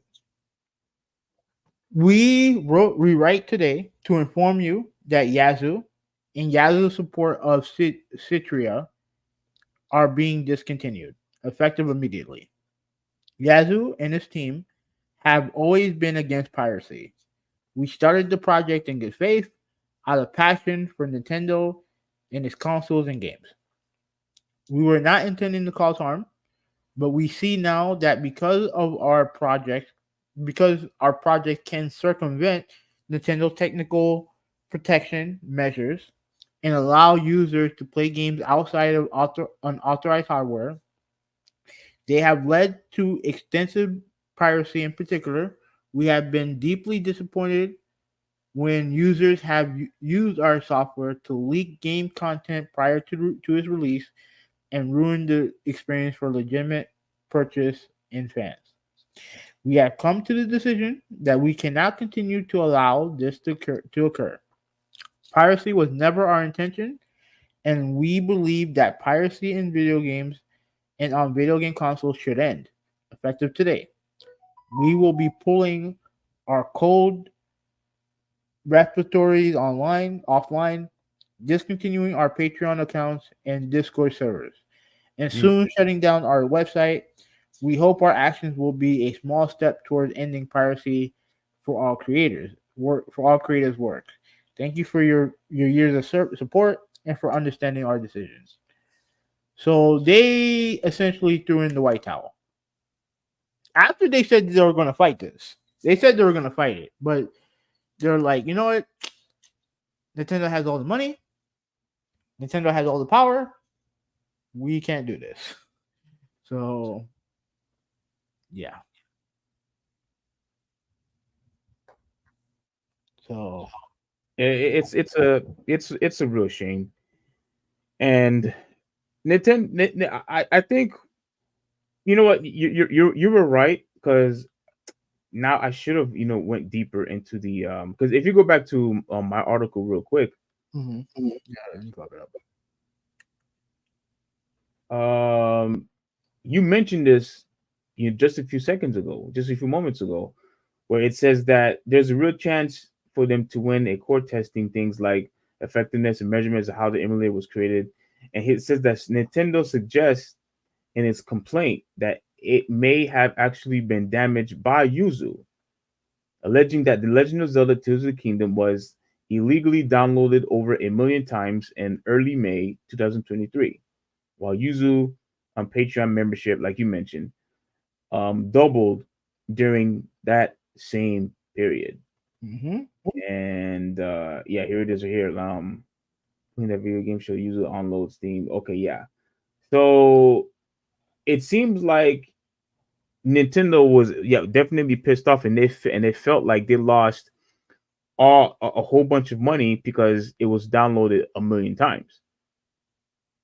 And I could understand that. I could understand if you felt like, okay, if 1 million people downloaded those games, we just lost millions upon millions of dollars right then and there, from those millions of people. Because who knows if those people even bothered, to even buy it, for the Switch. Like, what's the point? You're not gonna buy it if you were able to buy it, for a certain amount. You're not gonna buy it twice. So I could understand Nintendo's frustration in that regard. However, punish them, for that. But if you want to go as far as saying that they should be punished completely to the point where they should be non-existent, no, you're taking it too far. You're taking it too far. And I'm disappointed in Yuzu. I wish that they did fight. I wish that they did fight. They acknowledge their mistake, but I will always support any type of emulation because we can preserve our games. You know how I feel about game preservation. We talk about it all the time in this channel. And now we have another site that had the capability to preserve old games and newer games. Now that's non-existent anymore. And you know what else I also heard on Who We Win 86? I also heard, I don't know if it was from Yuzu, but maybe it was from another company. You know how when they would post how the Mario 64 game, would look like if it was in the Unreal Engine. Mm-hmm. And I think they did the same thing for Zelda on the 64, Ocarina of Time. Nintendo was trying to shut that down too. Of course. Anything that's Nintendo related because you remember before Mario Maker, they had games where they had Mario games where they would do all the crazy mazes and stuff like that. Yes, And before that used to be fan created. correct. Nintendo shut that shit down, and then magically years later, we have Mario Maker Yes, and Mario Maker 2. Just coincidentally. So yeah. this is And their so I said to myself, this is what I said to myself. To me, I think this is not only about piracy. It's ego. You got upset that that people had a better imagination than you when it came to when it comes to Mario Maker. Well, it wasn't called Mario Maker, but making these different Mario games. And dude, I was always entertained. I still watch it till this day because they use Super Mario World. They use the original Mario game. Like these levels are hard. I know for sure it would take me forever, to at least beat one of those stages. It will be very difficult. I'm not gonna bother trying it because I know I'm just gonna frustrate myself and get all flustered and get all pissed off or whatever. So, I mean, I don't know if you ever tried any of them, but no. okay, yeah, and I think Seafring said he's not gonna bother either. But I want to try it just to see if I could at least pass the one. But the thing that upsets me, those people weren't making money from those Mario games, and all they're doing is showcasing when it comes to Zelda Ocarina of Time and the Mario 64. All they're doing is just showing you what the game would look like in Real Engine. Like, like it's just art. You pretty much are you pretty much upset that people are taking your game and just enhancing the graphics. They're not making money off of it. They're not saying, "Hey, they're not doing any type of Patreons. They're not selling the game. It's just appreciation of the games that you have made in the past, and all they're doing is enhancing it. That's it. That's it." Now, I know you're going to disagree with me when I say this, but to me, that's almost as if you're pretty much pissed off that people are just taking your artwork and just drawing it on themselves, because when you think about it technically, all they're doing is just enhancing the graphics. That's just art. That's all that it is. Art. That's it. And you're getting pissed off because of that? No, they're pissed off because a million people downloaded the game without paying for it, No, no, paying them. I'm not talking about Tears of the Kingdom. I'm talking about the Unreal Engine that they showcase with Mario 64 and Zelda Ocarina of Time Mhm. for the 64. I don't understand why they wanted to shut that down when when people are not paying for it. They're just enhancing your game graphically. That's it. It's just artwork. But overall, the Zelda game for the Switch, I understand why they're upset. But dude, like, come on, man. You don't have to go as far as wanting to shut them down completely. Clearly, you are against game preservation. You clearly are against that, because whenever people have the capability to play old games, you want to stop them. Why? Because you want to have a service to where they will have to pay you monthly in order to play your old games, and giving us bull crap like your Nintendo Classic, where you're only offering us 10 to 20 games. Same thing with Sony. Same thing with Sony. They offer us that piece of crap PlayStation Classic, only giving us 20 games. When we say game preservation, we're not just talking about 20 games. Get the hell out of here with that bull crap. We're not just talking about 20 games. So now you're trying to offer us, this service where we pay you monthly without owning the game. So I know. So I think it's sad that they're actually taking it this far. I feel bad for Yuzu, and it's just a shame that this had to happen, to that company. I will always support, especially now that it's hard, to play, games nowadays, and we don't have the same access like we do with music, like we do with movies. We don't have the same access, when it comes to video games. We don't. We don't. But now that we actually found a way independently, you doing everything in your power to stop us, and then you want to sue us, and you want to shut us down. Like, it's a bunch of BS, man. It really is. All right. Here's my opinion on this. Now, I don't like that. I don't use Yuzu. I don't. Frankly, I never heard of it until a couple days ago. But if you're going to use an emulator of a console that's already existing, you have to be careful. You have to be careful because if you're not, then it's a perfect way. It's legitimately it's a perfect way for people to pirate your games. And listen, regardless of that, Nintendo don't want that. Period. They don't want that. And I don't think it was their intention. I don't think it was. I don't think it's their intention. Mm-hmm. Moto, he said that I'm ready for what? What's he ready for? I guess to maybe ready to watch us. I don't know. Because then he said he was at the. He had to do something real quick. Yeah, he was at church. Oh, maybe yeah. So maybe he's just saying that he's ready to, I guess, watch us. I don't know. Okay. Yeah, but like I said, like if what Nintendo's saying is true, and like I said, they settled, so it's not going to go to court. Apparently they're paying them $2.4 million. I hope they have But that much. no, I'm sure they do. I'm sure they do. But yeah, like I said, when it comes to like actual emulation, I'm talking about gaming consoles and games in general, where it is either not non-existent or too expensive. I'm all for emulation. Mm-hmm.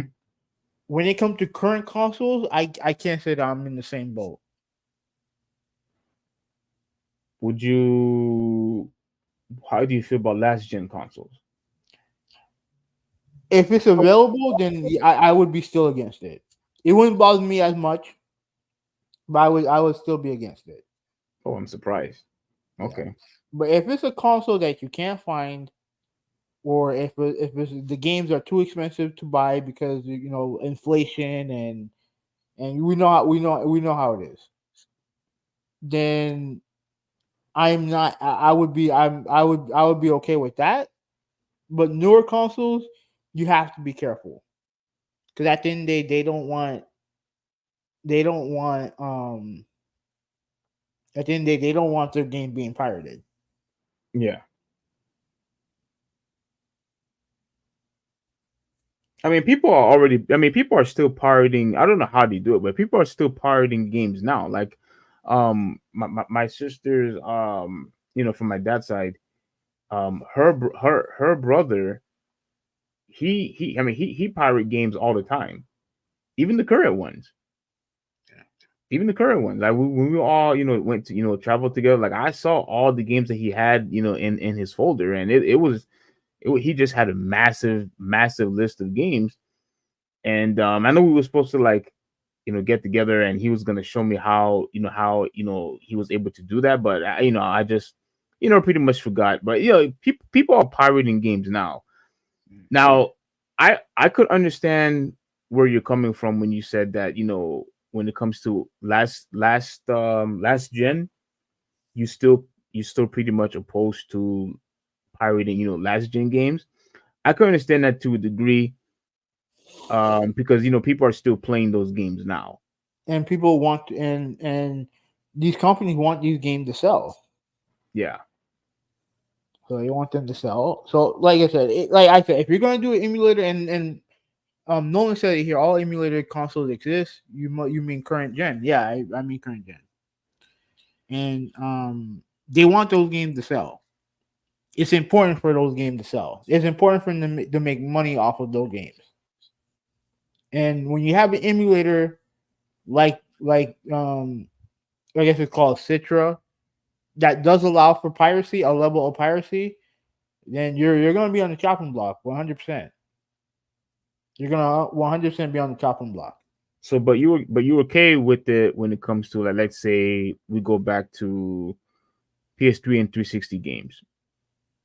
Yeah, anything from there going backwards, yeah, sure. Okay. Yeah, sure. But if you can buy the console and then buy the games, then you might as well just do that. Well, yeah, I mean, yeah, you could still buy the consoles now. Like, I know they still have them, on eBay or Amazon and whatnot. Like, and because look, if you go to Amazon right now, you could still buy 360 and PS3 games. They're there. They're Yeah. somewhere. You know what I'm But if saying? they're, And but if they're expensive, then I I wouldn't pay for it. If they're way above market value, I wouldn't pay for it. yeah, I got you. Yeah. So yeah. So when it comes to this, I can't say that I can blame Nintendo for this exactly. Hmm. I can't. Yeah, I can't get mad at them about this. So yeah. So let's read some comments and get out of here because I gotta go to work. Um. Let me see. I think that's it. No, no, no, no. Let me see if there's any relevant ones. No one said that if it's no BIOS, then it's legal. I think they do have a. I think you do need a BIOS, um, for it. And even still, Nintendo not gonna care. What they'll do, and a lot of companies do this. They'll just take you to court just to drain your money. It costs a lot of money to do court proceedings, and they know that they have more money than Yuzu or whatever the hell they're called. Oh, okay. So you think their intention is to just intentionally waste your time because you don't have that much And money money. to Yeah. waste. Yep. Mm, wow. This one made me laugh. Nintendo and their Bobo Tech hardware. Shout out to Rudolphy. Oh, Riddler. And don't worry, Riddler. Yeah, I'm definitely gonna come over to to help you out. Like, I was just madly exhausted today, but Um, thanks for being here, man. then Moto said that he started using emulators recently. Yeah, so I know you're into old school gaming, so for that I'm all for emulation for old school games, but for new consoles, like I don't know, I don't, I'm not as enthusiastic that way in that way. Well, but let's also be real here. Let's be honest. Even if they were old games, Nintendo's still gonna try to stop you from playing them anyway. If you want to play, I guarantee you, if you're able to have a way to play Mario 64, for example, or if you had a way to play Metro Prime, for the GameCube, Nintendo's still gonna try to stop you. They're still gonna try to stop you. And I think it's a real, I think it's a real shame that games that are no longer available, unless you have the console. But I know a lot of people use the argument of, well, my console broke, I cannot find another one. I'm restricted, to just to this console that I can't purchase anywhere anymore. So I get it. Since you don't have the same access like you do with games, I mean with movies, and the same access with music, like, you don't have a choice but to go to the emulation route. You don't have a choice. So, but do you think Nintendo cares? No. You think they actually care that you can preserve their games? No. So all they're gonna do is find a way to where you have two options. Either you don't play the game and the game will never be available for you, or they will have some games available for you, but you have to pay a subscription fee. Not interested. He said I borrowed Phoenix Wright Ace Attorney trilogy for Switch, but those games can be emulated. Not if you're Nintendo. So on that Yeah. note, let's get out of here because I gotta go to work. So Malta, thank you for watching. Nolan, thank you for watching. Let me scroll up here. I know Ruben, thank you for watching. Rodolphe, thank you for watching. Brian, thank you for watching. And I think that's it. Yeah, that's it. So, like I said, thank you guys for watching. Just remember, like, comment, subscribe, and yeah, man, that's good. Yeah. Okay. Yeah. We finished the rest of the podcast. 2 hours. I think it's pretty cool that we're able to do two podcasts. Glad having now Who 86. He's feeling better. That's good. That's also a good thing. We will be here next week. You guys, we will have other things in store for you as far as the tier ratings. We had discussion in the Discord with Malta, aka Miguel, and even respected Jay. We talked about that. So yeah, we're gonna plan on all these events for you guys really really soon. We still got to get the Tekken one out the way. We will try to discuss on when we could plan that. So I'm definitely excited. But anyway, Hubi has to go to work. I'm gonna get some rest. This is the Traditionalist 101 signing out, and have a good one. Yeah, later, guys.